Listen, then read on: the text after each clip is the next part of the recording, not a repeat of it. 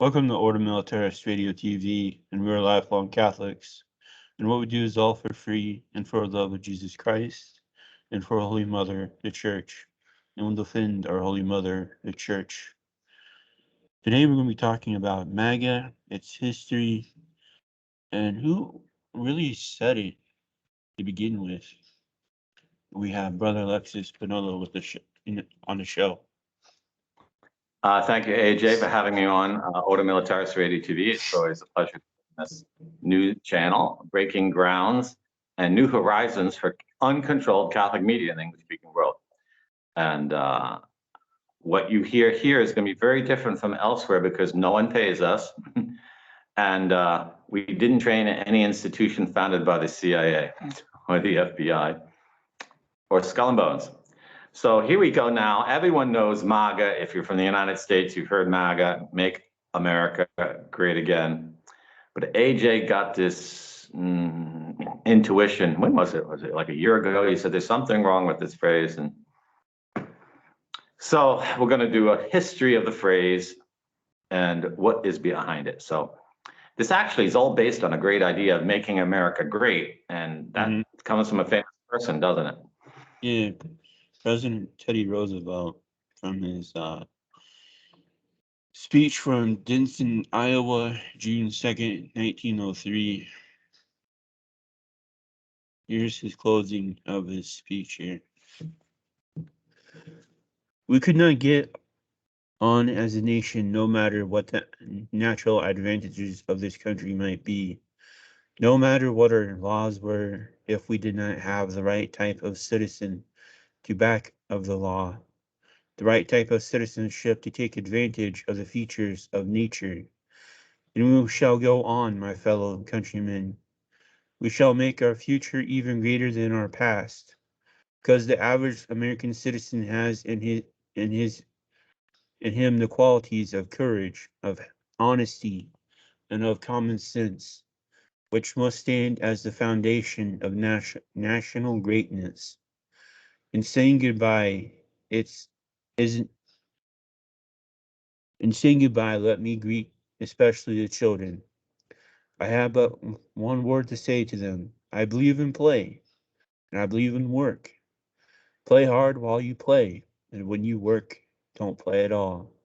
That is fair advice for the elders, too. So there you have the launching of the idea to make America greater, and she was in her past, to restore her to her natural greatness. And that's a concept that's perfectly acceptable, doesn't have any ulterior meanings. It's pretty upfront. Natural greatness, you're pointing back to the creator who made the land great. And well, I think he got elected in that election. He went on to become president of the United States. But that's not where make America great again comes from, adding that word again. And so what is the history of this phrase? Who's used it, and who were the people that used it? Yeah. Well, if you don't know, first, MAGA is Spanish for witch. Yeah, WITCH, witch. And you'll understand why by every single person who has used this phrase. We go to Senator Alexander Wiley in his speech at the third session of the 76th United States Congress in anticipation of the 1940 United States presidential election.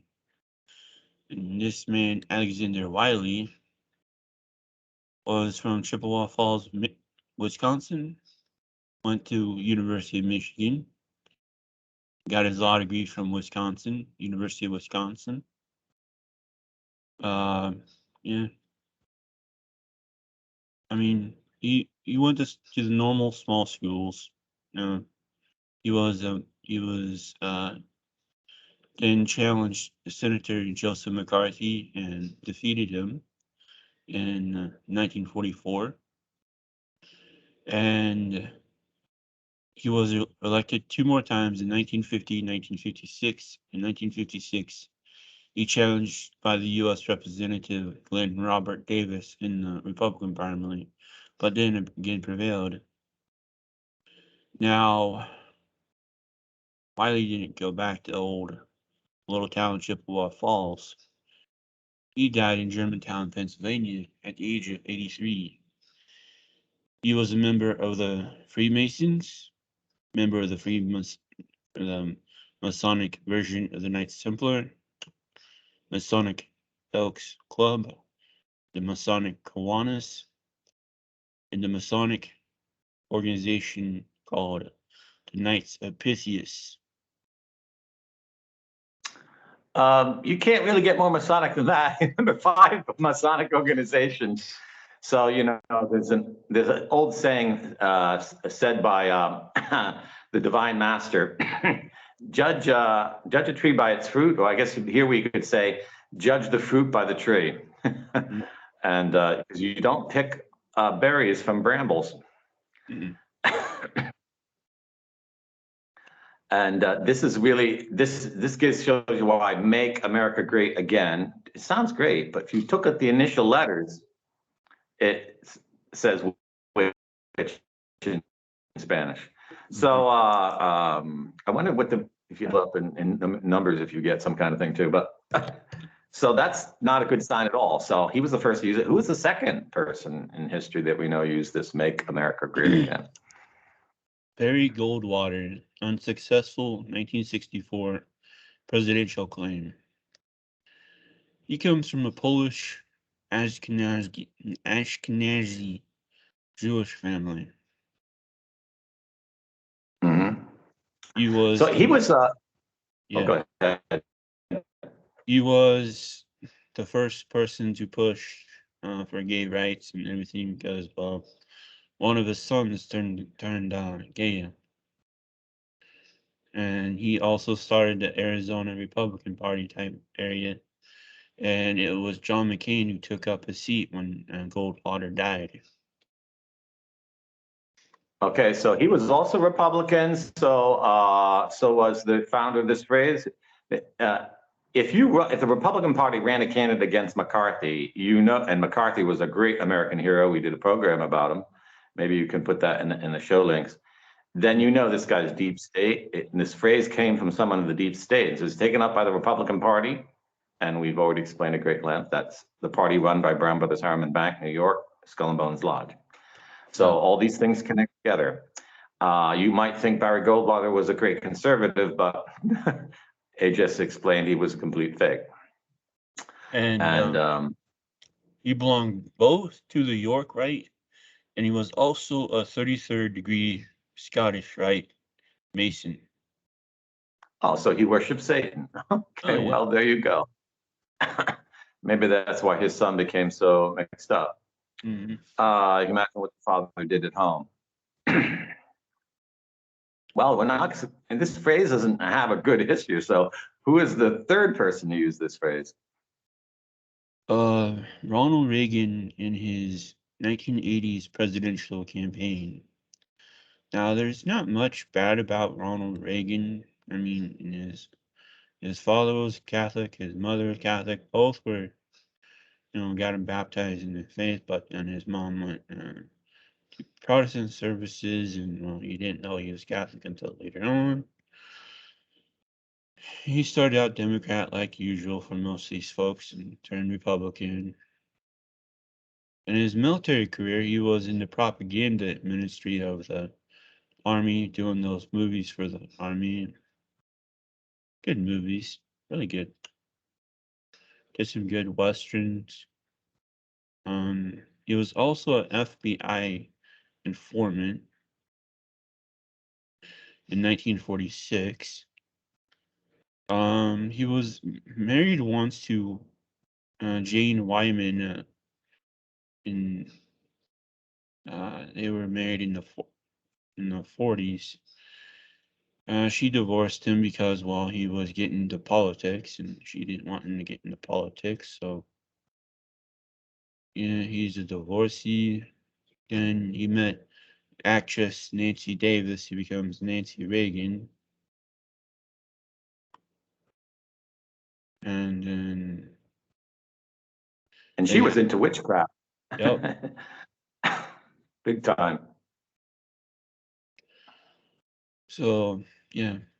And then we have the Iran-Contra scandal, the drugs in, what was it? Alabama, I think it was. Numerous CIA operations in South America to get rid of true Catholic governments in South America and implement the CIA's version of communism down there that we still see today.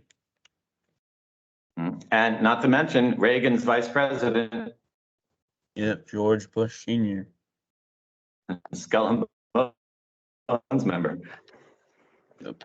So, okay, so that was Reagan, but someone considering Reagan was an actor, someone probably put that into his speech, and maybe it was Senior who put that phrase in there.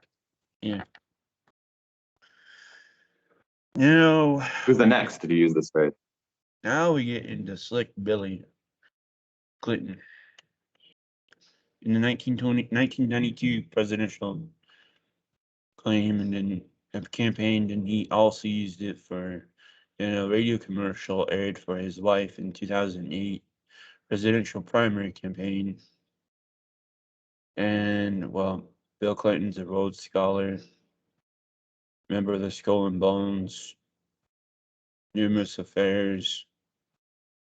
Was part of the CIA drug operation to Arkansas. As a Rhodes Scholar, he's a member of the Pilgrim Society. And Hillary Clinton used it too. So now this is the interesting thing. Hillary Clinton used it too in 2006, did you say? Yep. Now, did anyone use that in the next 6 years?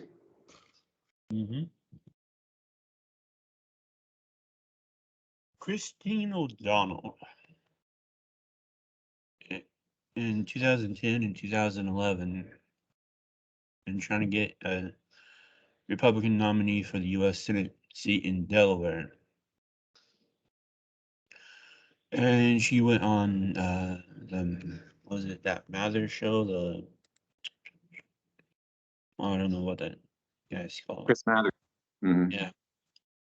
And she openly said, "Oh, in high school, I dabbled in witchcraft too." So, and she also says she says she's a devout Catholic, but she also has no qualms about going to Protestant services and Catholic services. She calls the Catholic sacrifice of the Holy Mass a service.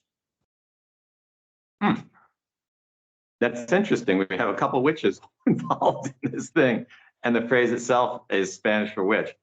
So after 2011, who tried to gain intellectual property rights over this phrase? Donald Trump. And how did he attempt to do that? He first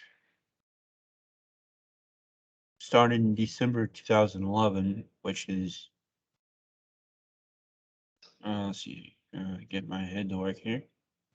Early morning, folks, in Kansas for me. So it's 6 years. Yeah, yes. 6 years before he's been running for the presidency. And just, let's see, September, October, November, December. 4 months after this, Christine O'Donnell,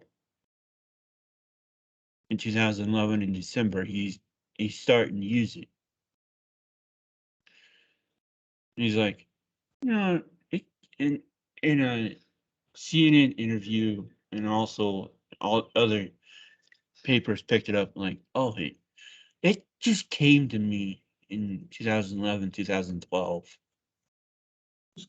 Came to you. And then he filed to get intellectual property rights over it, didn't he? Yeah. Application filing date for it is November 19th, 2012. Registration date, July 14th, 2015. And this is a trademark. Mm-hmm. So when he starts running in 2015, he already had it registered.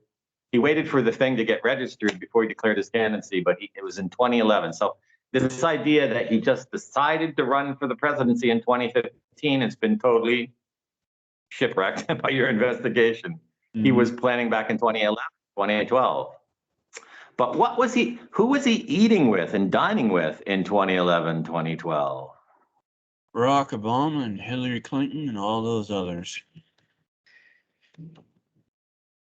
So think about that. So that means it was probably suggested to him. It was a complete act. Mm-hmm. And he was a registered Democrat. He's trying to trademark a phrase used only by Republicans. Yeah. I smell a rat. Yeah. That sounds like infiltration of the other party. Yeah.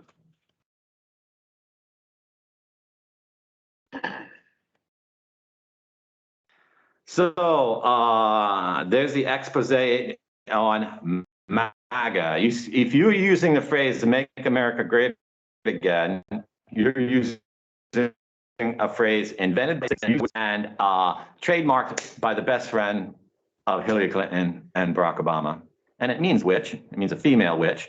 Mm-hmm. And why, female witches, I don't know what the Masons have about female witches, but the mother of the Antichrist is considered by some fathers of the church to be a witch. So, matter of fact, I think it was in the 70s when they did that 3-part series on the Omen, the Antichrist, his mother was a witch. So it's kind of like, what do they mean by make America great again? They mean make it a land of paganism again, eradicate Christianity, genocide those people of European descent. Because if Clinton had rolled out the vaccine, no one would have taken it. They need someone who appeared to be the friend of everyone to take it. Mm-hmm. And now you know what make America great again means. I thank you, AJ, for this wonderful investigation. No one has critically examined the history of this phrase, and you have found incontrovertible historical evidence that this does not mean to them what we were told it means, or what we think it means. Yep. So please share and like this video far and wide. We'll try to get it up on our YouTube deal and everything. So and this is Order Militaris Radio TV signing off.